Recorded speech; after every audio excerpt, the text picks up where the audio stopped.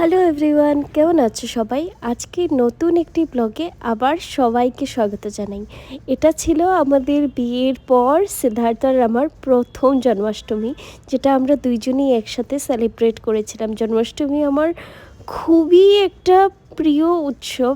পুরো বছরটার মধ্যে এই জন্মাষ্টমী আর রাধাষ্টমীর জন্য আমি কতটা যে এক্সাইটেড থাকি সে আর কি বলবো।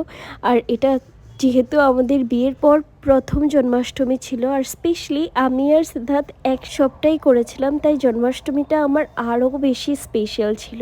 জানো তো, প্রত্যেকবার উপোস করার জন্য চেষ্টা তো করি, কিন্তু কোনোবার করে উঠতে পারি না। এইবার সারাদিন উপোস রেখে আমি ভোগ রান্না করে, ফার্স্টে ফল ভোগ দিয়ে তারপর ভোগ রান্না করে ঠাকুরকে নিবেদন করেছিলাম।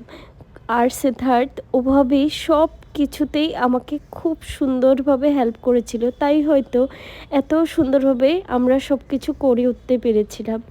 দুইজনের সাথ যদি না থাকতো তাহলে হয়তো একা হাতে আমার পক্ষে কিছুটাই সম্ভব হতো না।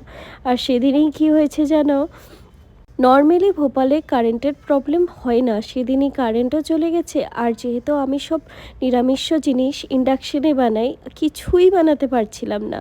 প্রায় 2-1 ঘন্টা হয়ে গেছে, কিছুই করতে পারছি না। তারপর সেটা ঝটপট গ্যাসের আয়োজন করে দিয়েছি। তারপর গিয়ে আমার সাথে যতটুকু হয়েছে আমি ঠাকুরের জন্য ডাল, বেগুন ভাজা, ফুলকপি আলু দিয়ে তরকারি, একটু চাটনি আর একটু সই পায়েস বানিয়েছিলাম। আর সাথে তো ছিলই গোবিন্দর প্রিয় মাখন আর মিষ্টি।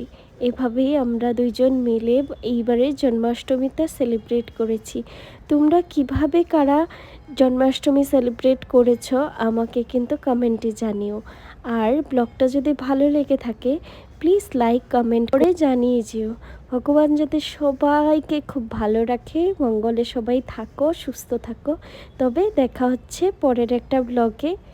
টাটা, রাধে রাধে।